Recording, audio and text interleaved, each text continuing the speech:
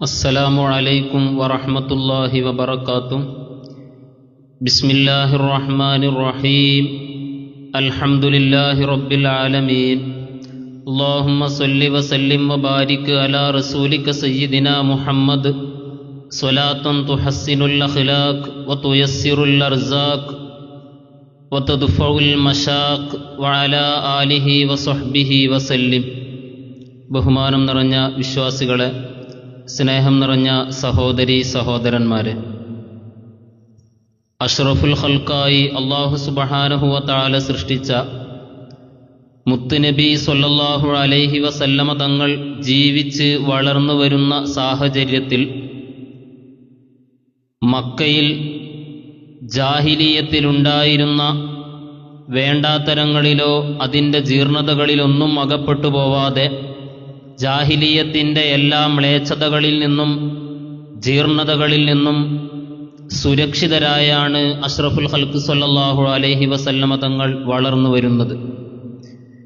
തിരുനബി സ്വല്ലല്ലാഹു അലൈഹി വസല്ലമ തങ്ങളുടെ ബാല്യവും കൗമാരവുമെല്ലാം വളരെ പവിത്രമായിരുന്നു, പരിശുദ്ധമായിരുന്നു.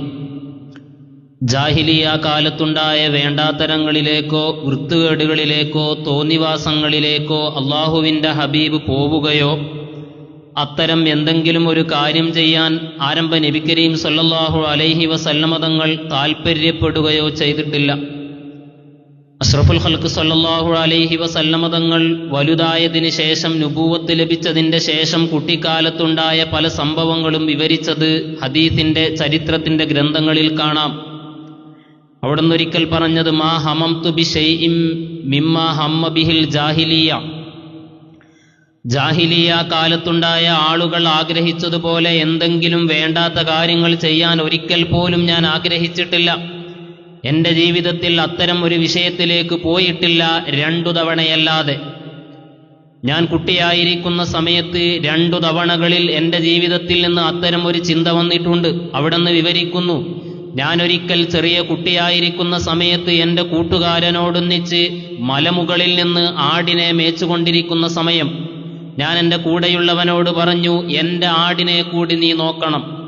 ഞാനൊരൽപ്പ സമയത്തേക്ക് മക്കയിൽ ജനങ്ങൾ താമസിക്കുന്ന ജനവാസ കേന്ദ്രത്തിലേക്കൊന്ന് ഇറങ്ങട്ടെ.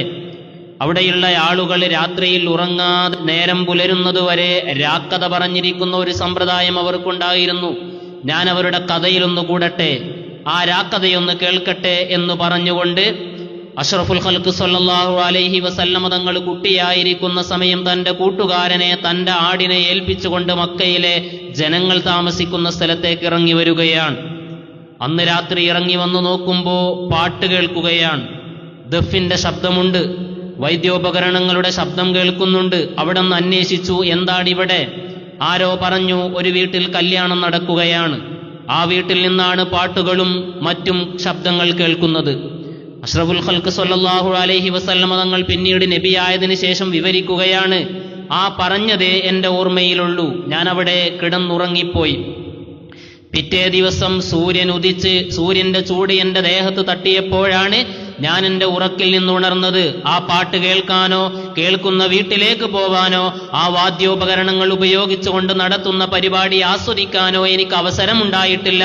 ഞാൻ ഉറങ്ങിപ്പോയി എന്ന് ആരംഭ നബി കരീം സല്ലല്ലാഹു അലൈഹി വസല്ലമ തങ്ങൾ വിവരിക്കുന്നു. മറ്റൊരിക്കലും ഇതേ അനുഭവം ഉണ്ടായത് അവിടെ നിന്ന് വിവരിച്ചിട്ടുണ്ട്. പിന്നീട് ഒരിക്കൽ പോലും എൻ്റെ മനസ്സിലേക്ക് അങ്ങനത്തെ ഒരു ചിന്ത കടന്നു വന്നിട്ടില്ല.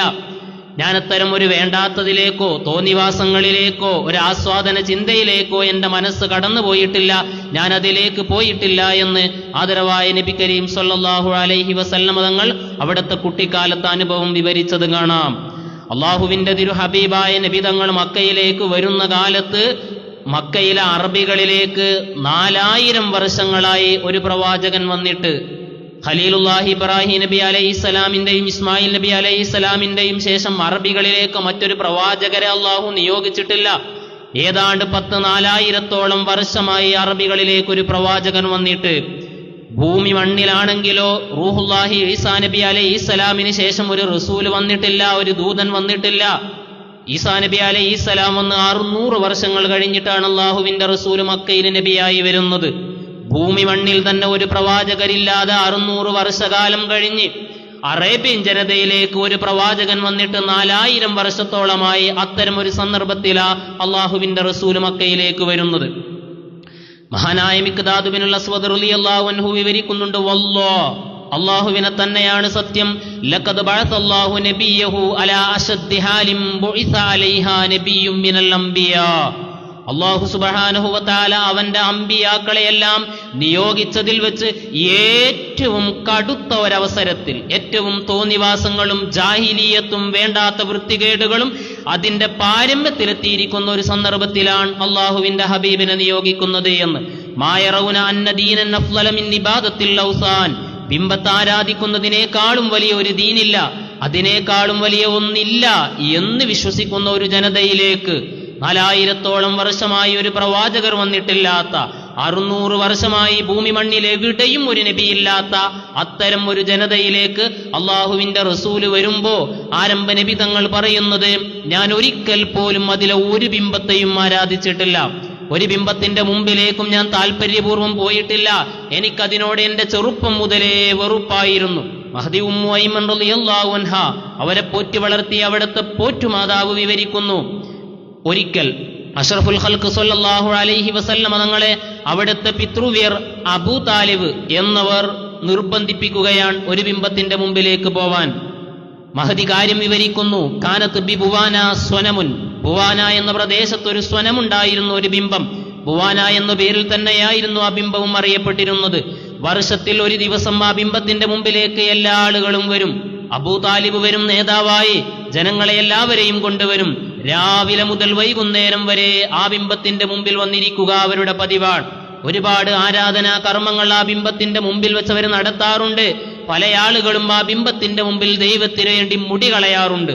പല കാര്യങ്ങളും നടത്തി രാവിലെ മുതൽ വൈകുന്നേരം വരെ ഇരിക്കുന്ന ആ ബിംബത്തിലേക്ക് ഒരു വർഷം അബൂ താലിബ് പോകുമ്പോ അള്ളാഹുവിന്റെ ഹബീബിനെയും നിർബന്ധിപ്പിക്കുകയാണ്.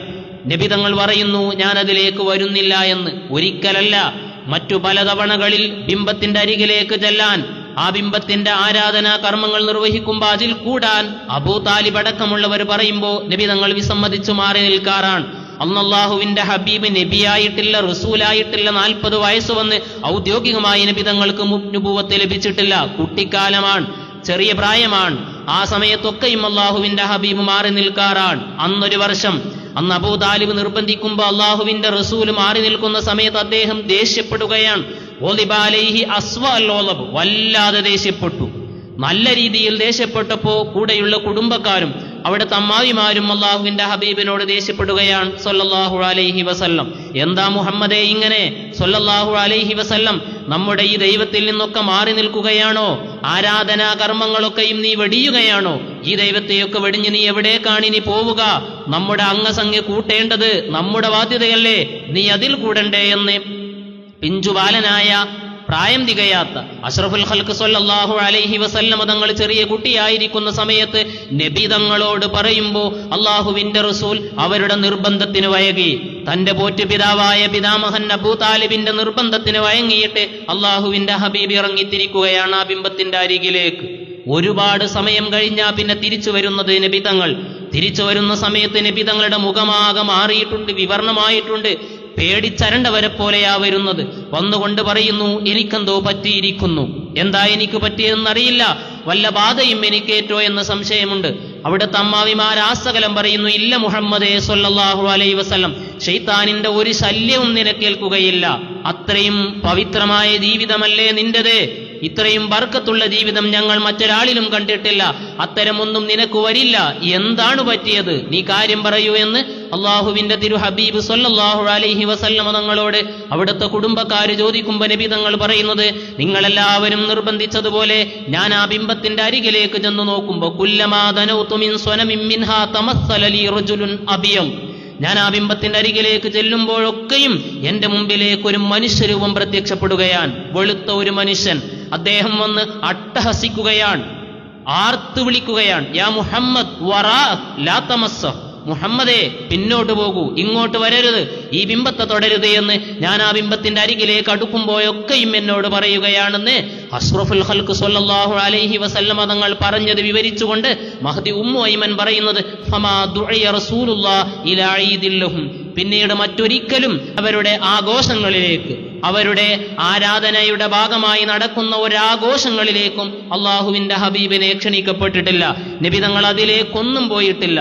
അള്ളാഹുവിന്റെ ഹബീബ് അത്തരം ഒരു കാലത്ത് ജീവിച്ച, ഭൂമി മണ്ണിൽ എല്ലാവിധ തോന്നിവാസങ്ങളും വൃത്തികേടുകളും ബിംബാരാധനാദിന്റെ മൂർധന്യ ദശയിൽ മക്കയിലെത്തിയിരിക്കുന്ന ഒരു കാലത്ത് അഷ്റഫുൽ ഖൽഖ് സ്വല്ലല്ലാഹു അലൈഹി വസല്ലമ തങ്ങൾ ഒരിക്കൽ പോലും ബിംബത്തിന്റെ മുമ്പിൽ പോയിട്ടില്ല, ബിംബത്തെ ആരാധിച്ചിട്ടില്ല, അതിന്റെ മുമ്പിൽ പോയി സങ്കടങ്ങൾ പറഞ്ഞില്ല, താൽപര്യപൂർവ്വം അതിനെ തൊടുക പോലും ചെയ്തിട്ടില്ല. അവിടെന്ന് പറയുന്നു, ഫമാ സുഖ്തു ശൈഅം മിമ്മാ സുബിഹാ ലാ സ്വനം, ഏതെങ്കിലും ഒരു ബിംബത്തിന്റെ പേരിൽ അതിനുവേണ്ടി അറുക്കപ്പെട്ട ഒരംശം പോലും ഞാൻ കഴിച്ചിട്ടില്ല എന്ന് അള്ളാഹുവിന്റെ ഹബീബ് പറയുമ്പോ വളരെ ചെറുപ്പം മുതൽ തന്നെ അഷ്റഫുൽ ഖൽഖ് സ്വല്ലല്ലാഹു അലൈഹി വസല്ലമ തങ്ങളെ ആ രീതിയിലാണ് അല്ലാഹു സുബ്ഹാനഹു വ തആല വളർത്തിക്കൊണ്ടിരിക്കുന്നത്. അവിടെ നിന്ന് വിവരിക്കുന്നു, ഇമാം ഇബ്നു ഇസ്ഹാഖ് എന്നവരെ തൊട്ട് സിയറത്തുൽ ഹലബിയയിൽ ഉദ്ധരിക്കുന്നത് കാണാം. അള്ളാഹുവിന്റെ ഹബീബ് പറയുന്നു, ഞാൻ കുട്ടിയായിരിക്കുന്ന സമയം, കുട്ടികളോടൊന്നിച്ച് അവർ കളിക്കുന്ന പ്രായത്തിൽ ഒരിക്കൽ എല്ലാവരും ചില കല്ലുകൾ ചുമലിലേറ്റി കൊണ്ടുപോവുകയാണ്.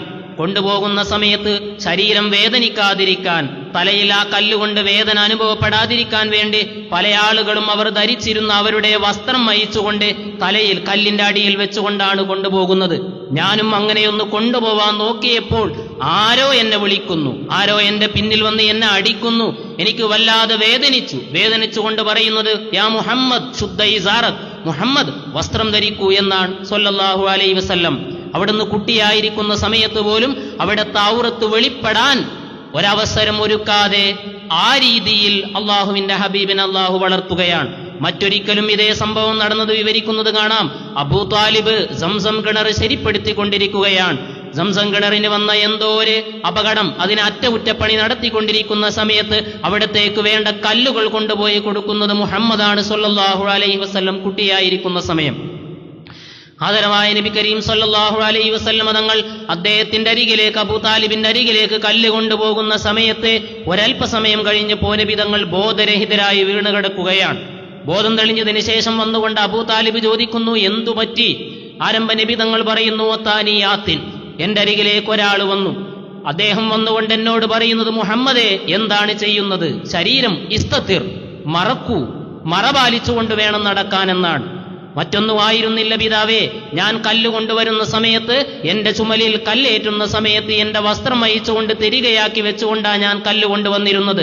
ആ സമയത്ത് ഒരാൾ വന്ന് എന്നോട് പറയുന്നത്, മുഹമ്മദേ ഇസ്തത്തിർ, മറപാലിക്കണം എന്നാണ്. ആദരവായ നബി കരീം സ്വല്ലല്ലാഹു അലൈഹി വസല്ലം തങ്ങളുടെ പിതൃവ്യർ അബ്ബാസ് റളിയല്ലാഹു അൻഹു വിവരിക്കുന്നത് ഇമാം ബുഖാരി നിവേദനം ചെയ്ത ഹദീസിൽ കാണാം. മക്കയിലെ മുശ്രിക്കീങ്ങൾ കഅബ പുതുക്കി പണിയുന്ന സമയത്ത് അതിലേക്ക് കല്ല് കൊണ്ടുവരുമ്പോ ഞാനും ഉണ്ടായിരുന്നു, മുഹമ്മദും ഉണ്ടായിരുന്നു സ്വല്ലല്ലാഹു അലൈഹി വസല്ലം. അന്നും നബി തങ്ങൾ നബിയായിട്ടില്ല, പ്രവാചകരായി നിയോഗിക്കപ്പെട്ടിട്ടില്ല. അതിന്റെ മുമ്പ് കല്ല് കൊണ്ടുവരുന്ന സമയത്തും അള്ളാഹുവിന്റെ ഹബീബ് അവിടുത്തെ വസ്ത്രം എടുത്തുകൊണ്ട് ആളുകൾ കാണാത്ത സന്ദർഭത്തിൽ, ആളുകളില്ലാത്ത സ്ഥലത്ത് വെച്ചുകൊണ്ട് തലയിൽ വസ്ത്രം തരികയാക്കി വെച്ച് അതിന്റെ മുകളിൽ കല്ല് വെച്ചുകൊണ്ടാ വരുന്നത്. പെട്ടെന്ന് നബി തങ്ങൾ ബോധരഹിതരായി പോവുകയാണ്. ബോധം തെളിഞ്ഞതിന് ശേഷം ഞാൻ ചോദിക്കുമ്പോൾ പറയുന്നത്, എന്നോട് ആരോ വന്നുകൊണ്ട് എന്റെ ഔറത്ത് മറക്കാൻ പറയുന്നു, എന്റെ ശരീരം മറക്കാൻ പറയുന്നു എന്നാണ്. അബ്ബാസ് റളിയല്ലാഹു അൻഹു വിവരിച്ചത്, കഅബ പുതുക്കി പണിയുന്ന സമയത്തുണ്ടായ ഈ സംഭവം ഇമാം ബുഖാരി നിവേദനം ചെയ്തത് കാണാം. ഈ രീതിയിൽ അള്ളാഹുവിന്റെ ഹബീബിനെ അള്ളാഹു സുബ്ഹാനഹു വ തആല വളർത്തിക്കൊണ്ടിരിക്കുകയാണ്. ചെറിയ കുട്ടിയായിരിക്കുന്ന സമയത്ത്, നുബുവത്ത് ലഭിക്കുന്നതിന്റെ മുമ്പ് തന്നെ ആടിനെ മേച്ചുകൊണ്ട ആരംഭ നബി തങ്ങൾ ജീവിച്ചിരുന്നത്. ജാബിർ റളിയല്ലാഹു അൻഹു വിവരിക്കുന്നു, ഇമാം ബുഖാരിയും ഇതിന്റെ അടിസ്ഥാന ഭാഗം നിവേദനം ചെയ്തിട്ടുണ്ട്. ജാബിർ എന്നവർ പറയുന്നു, ഞങ്ങൾ ഒരിക്കൽ അല്ലാഹുവിന്റെ റസൂലിനോടൊന്നിച്ച് അറാഖു മരത്തിന്റെ അരികിൽ നിന്ന് അതിന്റെ പഴങ്ങൾ മുറിച്ചുകൊണ്ടിരിക്കുമ്പോൾ നബി തങ്ങൾ പറഞ്ഞു, അലൈക്കും ബിൽ അസ്വദ്, അതിലെ കറുത്തത് മൂത്തത് നോക്കി നിങ്ങൾ പറിച്ചെടുക്കണമെന്ന്. എന്നിട്ട് അല്ലാഹുവിന്റെ ഹബീബ് പറയുന്നു, ഞാൻ ആടിനെ മേക്കുന്ന സന്ദർഭത്തിൽ അങ്ങനെയായിരുന്നു അറാഖിനെ പറിച്ചെടുത്തിരുന്നത് എന്ന്. അവർ ചോദിക്കുന്നു, അള്ളാഹുവിന്റെ ഹബീബെ അങ്ങും ആടിനെ മേക്കാറുണ്ടായിരുന്നു? നഅം മാ മിൻ നബിയിൻ ഇല്ലാ ഹുവ റാഇൽ ഗനം, ഞാൻ മാത്രമല്ല എല്ലാ നബിമാരും ആടിനെ മേച്ചുകൊണ്ടാ ജീവിച്ചത് എന്ന് അള്ളാഹുവിന്റെ ഹബീബ് വിവരിച്ചത് കാണാം. ഒരിക്കൽ ആടിന്റെ ആളുകളും ഒട്ടകത്തിന്റെ ആളുകളും, ആടിനെ പോറ്റുന്നവരും ഒട്ടകത്തെ പോറ്റുന്നവരും തമ്മിൽ തർക്കം നടക്കുകയാണ്. ഏതു ജീവിയാണ് മുന്തിയത്, ഇവരിൽ ആരാണ് മുന്തിയത് എന്ന് തർക്കം നടക്കുമ്പോൾ ആരംഭ നബി കരീം സല്ലല്ലാഹു അലൈഹി വസല്ലം തങ്ങൾ അതിലേക്ക് ഇടപെട്ടുകൊണ്ട് പറയുന്നത് ബുഇസ മൂസ വഹുവ റാഇൽ ഗനം വബുഇസ ദാവൂദ് വഹുവ റാഇൽ ഗനം വബുഇസ്തു അനാ വഅനാ അൽ ഗനം ഔ കമാ ഖാല റസൂലുള്ളാഹി. അള്ളാഹുവിന്റെ ഹബീബ് പറയുന്നത്, മൂസാ നബി അലൈഹിസ്സലാമിനെ അള്ളാഹു നബിയായി നിയോഗിക്കുന്ന സമയത്ത് അദ്ദേഹം ആടിനെ മേക്കുന്നവരായിരുന്നു. ദാവൂദ് നബി അലൈഹിസ്സലാമും അങ്ങനെയായിരുന്നു.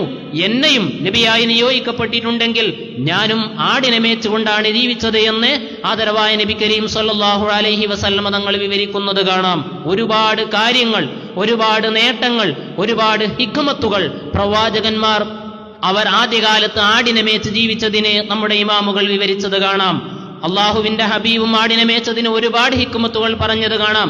ആ കൂട്ടത്തിൽ ഇമാമുകൾ വിവരിക്കുന്നത്, ആദരവായ നബി കരീം സല്ലല്ലാഹു അലൈഹി വസല്ലം തങ്ങൾ അടക്കമുള്ള പ്രവാചകന്മാർ ആടിനെ മേച്ചുകൊണ്ട് ജീവിക്കുന്ന സമയത്ത് ആട് കണ്ണു തെറ്റിയാൽ കൂട്ടം തെറ്റിപ്പോകുന്ന ജീവിയാണ്.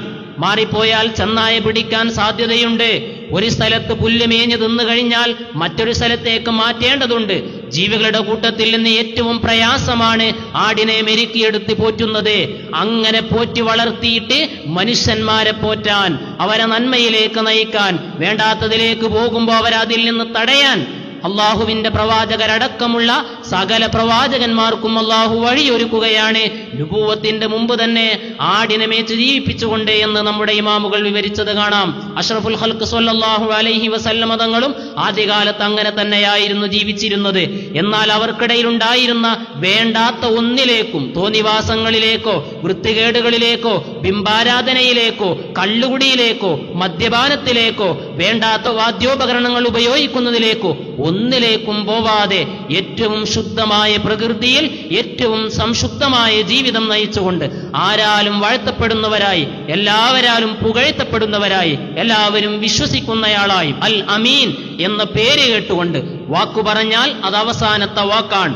ഒരു കാര്യം ഏൽപ്പിച്ചാൽ മറിച്ചൊന്നും ആലോചിക്കേണ്ടതില്ല, അതിന് വിധങ്ങൾ നടത്തിയിരിക്കും എന്ന വിധത്തിൽ എല്ലാവരാലും വാഴ്ത്തപ്പെടുന്ന, എല്ലാവരാലും അംഗീകരിക്കപ്പെടുന്ന, സർവ്വലോകത്തിനും അനുഗ്രഹമായ നബിയെ ആ രീതിയിലാണ് അല്ലാഹു സുബ്ഹാനഹു വ തആല നുബുവത്തിന്റെ മുമ്പും ജനനം മുതൽ അവിടുത്തെ 63 വർഷകാലത്തെ അവസാന സെക്കൻഡ് വരെ വളർത്തിയത്. വആഖിറു ദഅ്വാനാ അനിൽ ഹംദുലില്ലാഹി റബ്ബിൽ ആലമീൻ. അസ്സലാമു അലൈക്കും വറഹ്മത്തുള്ളാഹി വബറകാതുഹു.